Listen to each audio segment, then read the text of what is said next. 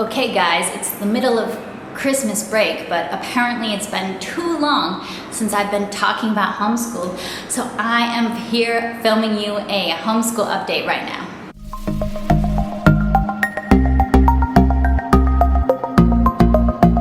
Now I think it'll be January when you're actually seeing this and we will be back to school, but yes, I am here sitting down filming, talking about homeschool right here in the middle of blissful Christmas break.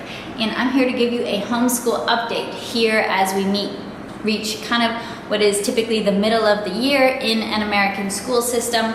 For us, we kind of just go all year round and take breaks when needed and when it makes sense to take a break.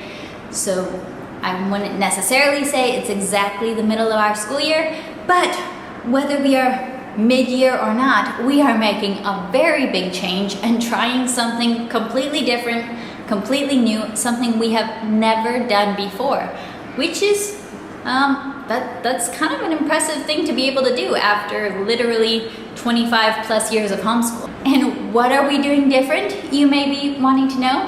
Hopefully, if you're watching this video. We are going to be starting the story of the world history, the full curriculum with the activity guide and test book and all that stuff for the 5th grader. We're doing volume 1, Ancient Times. Now, it might be kind of crazy that in 25 years of homeschool, we have never actually done like the official story of the world exact history curriculum. But in fact, you know, we're maybe a little bit isolated way over here, far away from America where all the homeschoolers are. I didn't realize until sometime last year when I learned from Katie at Life in the Mundane and Megan from Pennies and Salt that Story of the World actually had tests to go with it and review questions to go with it and an activity guide with worksheets that go with it. Who knew? Probably just about everybody, but we didn't actually know that. We have all of the volumes of Story of the World because we have Sunlight. And in several years of Sunlight, these volumes are used as the history spine. So we were somewhat familiar with the book. We've used it in Sunlight just according to the Sunlight schedule, but we had never used this itself as a full history curriculum. And we love Sunlight. We love the combination of the literature and the history, and we've been Sunlighters for a very long time. But to tell the truth, we have really struggled with history for my sister who is now 10 years old. Reading comprehension is a big weakness for her. Using Sunlight with people who struggle with reading comprehension can be a really big struggle. Especially kind of one of her weaknesses is she doesn't know what she doesn't know.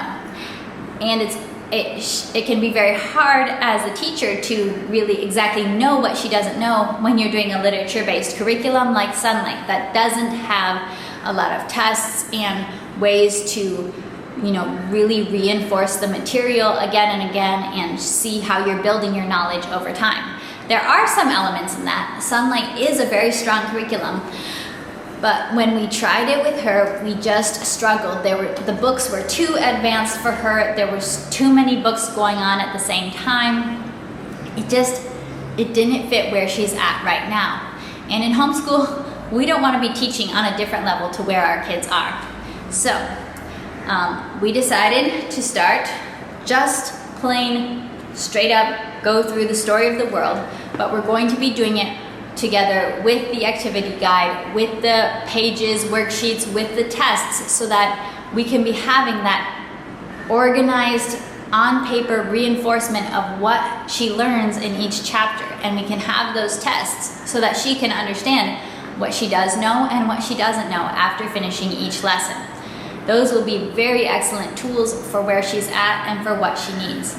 Now, I only found out from my YouTube homeschool mama friends that these existed, and then I only found out from them that not only did they exist, you can buy them on PDF. Dropped a book. And then there was a 40% off sale from the Well-Trained Mind for Cyber Monday.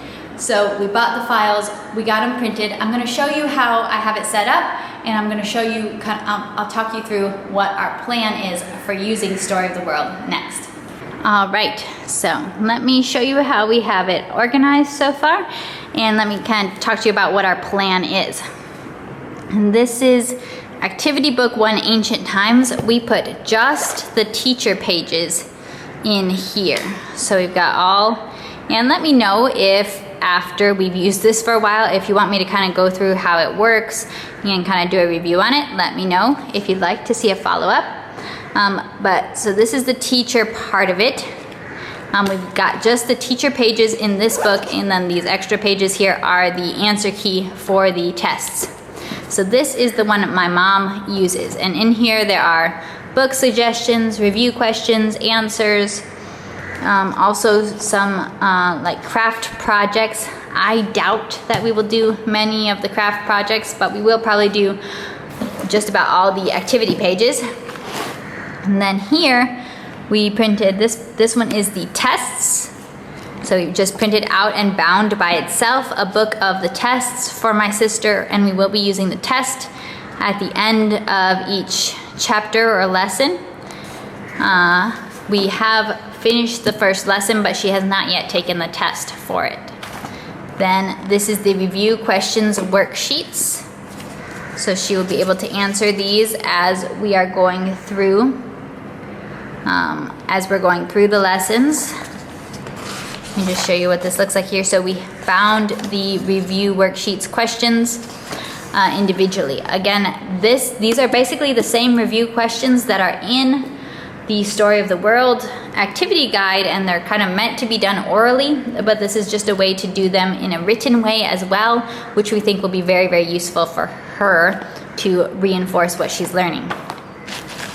Then here is the activity book. So as a student, she has basically 3 books is the way we bound it. And this is the activity pages for her to do right there.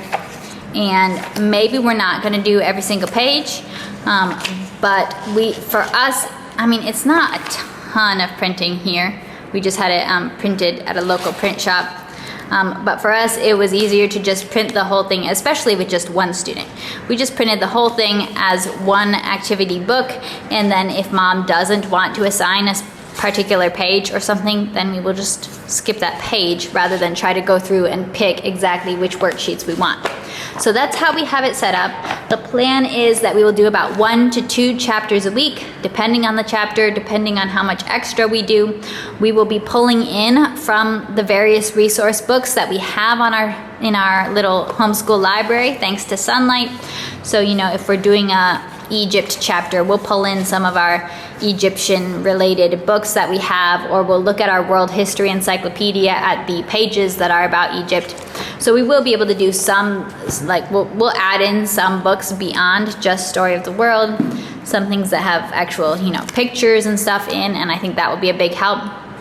If they plan ahead, they might be able to ask my husband, Angel, to see if his library has maybe any of the books on the list. But that is the general plan. So we'll see how this next semester goes using Story of the World in its completion as the whole program as a standalone history program. All right, I'll be seeing you.